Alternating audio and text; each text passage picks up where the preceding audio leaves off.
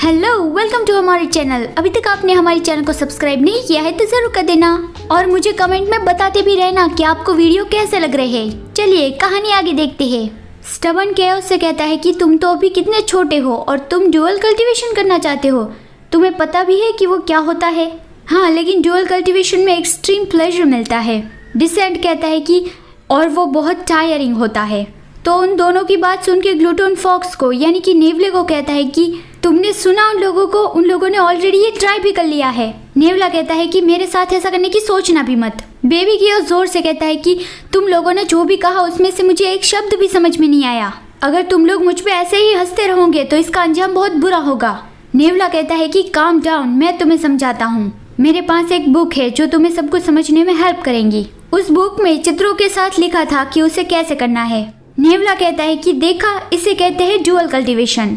जब दो लोग एक हो जाते हैं उसकी यिन और यांग एनर्जी बैलेंस में आ जाती है और इससे एक्सट्रीम प्लेजर मिलता है। तो बेबी केओस कहता है कि ये तो मजेदार लगता है, मैं भी ये करना चाहता हूँ। नेवला कहता है कि जरा देखो यहाँ पे ध्यान से, सिर्फ दो इंसान ही ड्यूअल कल्टीवेशन कर सकते हैं और उन दोनों का कल्टीवेशन लेवल भी एक जैसा ही होना चाहिए, नहीं तो जो कमजोर होगा उसे हार्म पहुँचेगा और जो स्ट्रॉन्ग होगा सिर्फ उसे ही बेनिफिट मिलेगा। दूसरे शब्दों में कहे तो तुम अभी ये नहीं कर सकते हो, समझ गए? तो बेबी केओस उदास हो गया। नेवला सोचता है कि मैंने सुना है कि उसकी प्रीवियस लाइफ में वो जब 100 साल का हो गया था तब वो अपने इंसानी रूप में बदल पाया था, तो अभी तो उसे बहुत ज़्यादा इंतज़ार करना पड़ेगा। और वो बेबी केओस से कहता है कि इतनी जल्दबाजी करने की ज़रूरत नहीं है, मुझे यकीन है कुछ 100 सालों के कल्टीवेशन के बाद तुम ये ज़रूर कर पाओगे। फिर रात को जब वो येली के साथ सो रहा था तब येली को फिर से बहुत ज़्यादा कफ होने लगा था। बेबी केओस सोच रहा था कि मुझे तो ये नहीं पता है कि मैं कहाँ से आया हूँ और मुझे ये भी नहीं पता है कि मैं आगे जाके क्या करने वाला हूँ, लेकिन एक चीज़ मुझे पक्का पता है कि मैं इस अंधे लड़के से बहुत प्यार करता हूँ। मैं उसे प्रोटेक्ट करना चाहता हूँ। वो जब बीमार रहता है, इतना सफ़र करता है, वो मुझे बिल्कुल भी अच्छा नहीं लगता, लेकिन मैं उसके लिए कुछ भी नहीं कर सकता। अगर मैं एक इंसान होता तो कितना अच्छा होता, तो तब मैं उसके ऊपर मार्क कर देता और उसके साथ ड्यूअल कल्टीवेशन करता। वो लोग जिस एक्सट्रीम प्लेजर के बारे में बात कर रहे थे वो भी हम एक्सपीरियंस कर पाते। और वो अपना ह्यूमन फॉर्म इमेजिनेशन करने लगा और वो यही विचारों में खोया हुआ येली के कपड़ों के अंदर चला गया। येली झटके से जाग गया और वो कहता है कि ये तुम क्या कर रहे हो, बाहर निकलो वहाँ से।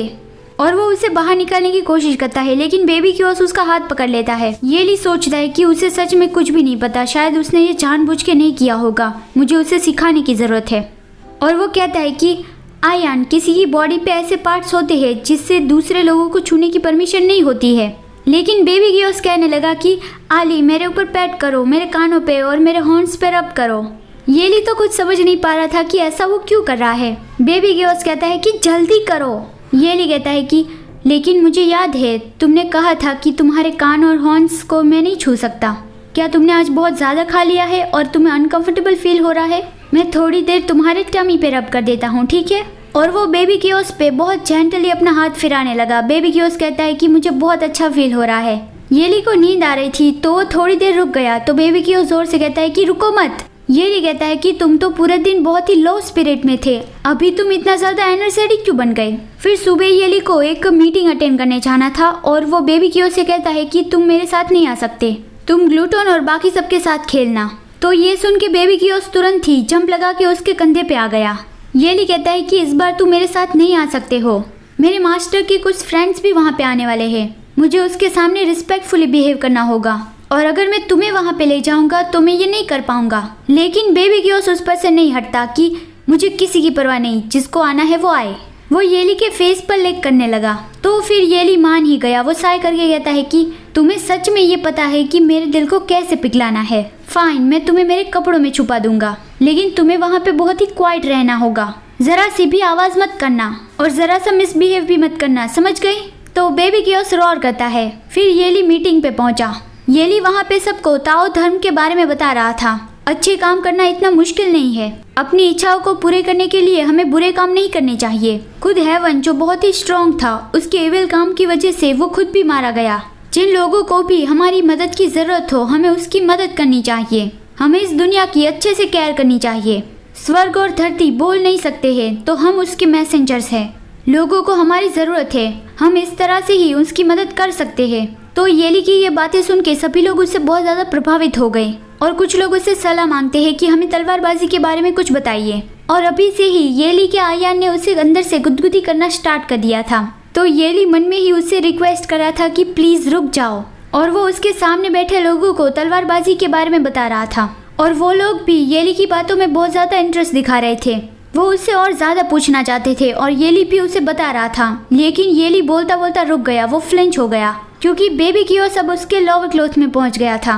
येली मन में ही उस पर गुस्सा करने लगा कि लिटिल रास्कल, मैं अभी मीटिंग में हूँ, तुम पहले ही मुझे कितना सारा बाइट कर रहे थे, मैं कितनी मुश्किलों से सीधा बैठ पा रहा था। और सभी लोग भी उसे देख के खुशफुसा की बातें करने लगी कि अचानक से मास्टर येली को क्या हो गया। यूनहुआ भी उसे पूछती है कि मास्टर क्या आपको अनकंफर्टेबल फील हो रहा है। तो फिर येली भी यहीं पे ही मीटिंग खत्म करने के लिए कह देता है और सभी लोग वापस चले गए। येली भी बहुत मुश्किलों से वापस पहुंचा। वो अपने कपड़ों में से बेबी कियोस को बाहर निकालता है और गुस्से से उसे कहने लगा कि छोटे बदमाश, तुम गुड बॉय नहीं हो, मैं तुम्हें पनिश करूंगा। लेकिन वो देखता है तो बेबी कियोस की बॉडी बहुत ज्यादा गर्म फील हो रही थी। येली डर गया और उसे पूछने लगा कि क्या हुआ, तुम ठीक तो हो। कियोस कहता है कि आली, मुझे बहुत ज्यादा हॉट फील हो रहा है, मुझे ऐसा लग रहा है कि जैसे अभी ही मेरी बॉडी एक्सप्लोड हो जाएगी। तो येली मदद के लिए चिल्लाने लगा। तो सभी लोग जल्दी जल्दी में वहाँ पे भाग के आ गए। येली कहता है मुझे लगता है कि आयन बहुत ज्यादा बीमार पड़ गया है, उसका शरीर बहुत ज्यादा गर्म लग रहा है, जल्दी उसकी मदद करो। तो सभी लोग उसे देखते हैं। फॉक्स उसका टेम्परेचर चेक करता हुआ कहता है कि उसकी बॉडी तो बहुत ज्यादा जल रही है, लेकिन कल तो वो बिल्कुल ही ठीक था। ग्लूटोन कहता है कि शायद हमें मिस्टर शेन को यहाँ पे बुलाना चाहिए। सांगजिन कहता है मिस्टर शेन तो एक इंसानों के डॉक्टर है, वो कोई जानवरों के डॉक्टर नहीं है, और ऊपर से मास्टर केओस तो एक डीमन बीस्ट है। येली कहता है कि मिस्टर शेन कुछ दिनों पहले ही अपने सेक्ट वापस लौट गया है, लेकिन स्टबन केओस की कंडीशन समझ गया। वो कहता है कि रुको एक सेकंड, जरा ध्यान से देखो, उसका ये स्टेट फेमिलियर नहीं लगता। ऐसा लग रहा है जैसे वो रटिंग कर रहा है। रट मेल एनिमल को होता है और वो भी ब्रीडिंग सीजन में। रटिंग दौरान उसकी बॉडी सेक्स करने के लिए एकदम रेडी होती है। येली कहता है कि क्या, ये तो इम्पॉसिबल है, वो तो अभी कितना छोटा है, उसकी प्रीवियस लाइफ में वो जब बड़ा हो गया था तब उसका रटिंग सीजन आया था। लेकिन डिसेंट कहता है कि मैं स्टबन की बात पे अग्री हूँ। येली सोचता है कि अगर डिसेंट भी इस बात से अग्री है तो यही होगा, और वो कहता है कि क्या तुम लोगों को ये पता है कि उसकी हेल्प कैसे करनी है। लेकिन स्टबन डिसेंट को अपने साथ ले जाने लगा और कहता गया कि वेल, हम उसकी हेल्प नहीं कर सकते, और उसकी हेल्प नहीं की गई तो वो मर जाएगा। फॉक्स और ग्लूटोन भी एक दूसरे के सामने स्माइल करते हैं और वो दोनों भी कहते हैं कि तुम्हें उसके बहुत करीब रहना होगा, वो अभी बहुत डेंजरस है, हम खुद को हर्ट नहीं करना चाहते, अब सिर्फ तुम्हें अकेले ही सब कुछ करना होगा। सांगजिन वो समझ नहीं पाया और कहता है कि हाँ, लेकिन लॉर्ड येली तो देख नहीं सकते हैं, वो अकेले ही मास्टर केओस की देखभाल कैसे कर पाएंगे। फॉक्स हंसता हुआ कहता है कि बेवकूफ चिड़िया, हमारे साथ चलो, और वो सांगजिन का हाथ पकड़ के उसे अपने साथ ले गया। येली बेचारा अकेला रह गया कि वो लोग ऐसे ही चले गए। आज पहली बार ज्यूफांग येली को ये रियलाइज हुआ कि उसके फ्रेंड्स कितने ज्यादा अनरियलेबल है। Thank you so much for watching. अगर आपको ये कहानी अच्छी लग रही है तो वीडियो को जरूर लाइक कर देना और चैनल को भी जरूर सब्सक्राइब कर देना। चलिए मिलते हैं अगले वीडियो में, बाय बाय।